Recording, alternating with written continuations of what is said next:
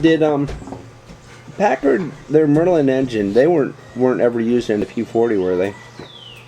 Yeah. They were? Did you, The earlier ones, oh, really? yeah. They were essentially well, they weren't exactly a knockoff on the British Merlin engine. They had a better supercharging system. Quite a few of the parts were interchangeable, but not all of them.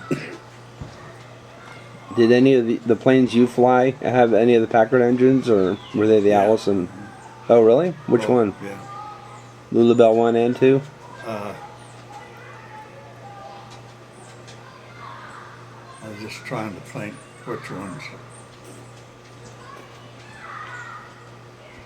Well, some of the early P-40s had Merlin engines in them, but not very many. They were pre-war type, Oh. and we flew those down at Bird Field down in Richmond before we went overseas. Oh, okay. Then when we got to Karachi, there were some early P-40s in there that came from the AVGs, and I flew them quite a bit. Most of the guys were sitting around in BOQs drinking, and I knew quite a few of the maintenance people. So I'd hang around down there, and one day the flight chief there, or the line chief actually, he said, we've got a couple of P-40s out here that would fly. You want to fly one? Is a vocal Catholic. So I got to fly them quite a bit there. Most people didn't even know about it.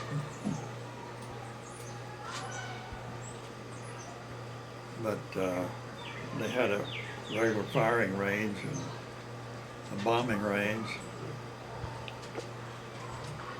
And I got quite a bit of practice there. That was one way I found out how to bomb pretty accurately. I figured it out while I was there. So when we got our P-40s that came in crates, I worked on getting mine assembled, and when I did, when we got it ready, I flight tested it and fiddled around finding out what speed and what altitude was good for bombing from, because they had a lot of practice bombs there for the range, and we had a couple of guys that worked in the armament that would man the tower out there, and they'd tell me where the bombs were hitting. I got to where I could do pretty good that way. I did a lot of bombing in Burma, northern Burma. Is that orange one there the last one you bought? Uh-huh. It's a pumpkin. Can I take one of them to our house? You can take them all. As many as you want. It has a nice little backyard, but I never see any birds. Yeah, take a bird feeder.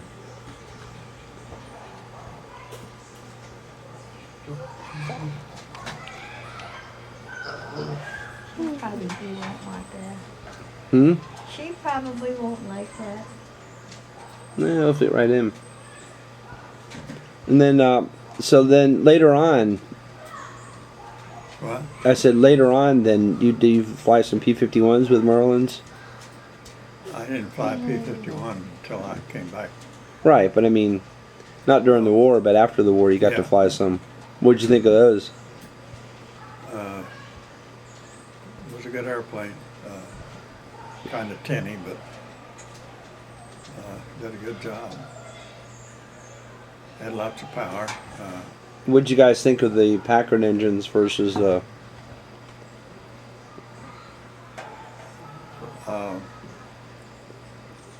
As far as I'm concerned, the Packard built engines were better than the British Merlins.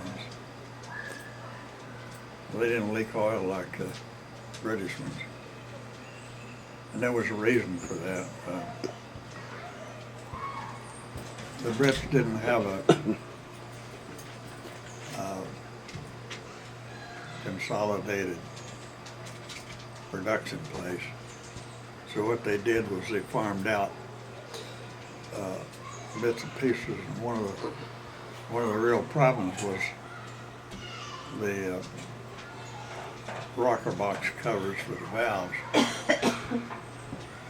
They went out to all kinds of people that were making covers for them. And none of them fit properly, so mechanics had to plane them down kind of a grinding box to get them to work. They wouldn't leak too bad. And the engines ran okay, but you could tell which were British-made Merlins as opposed to the American ones.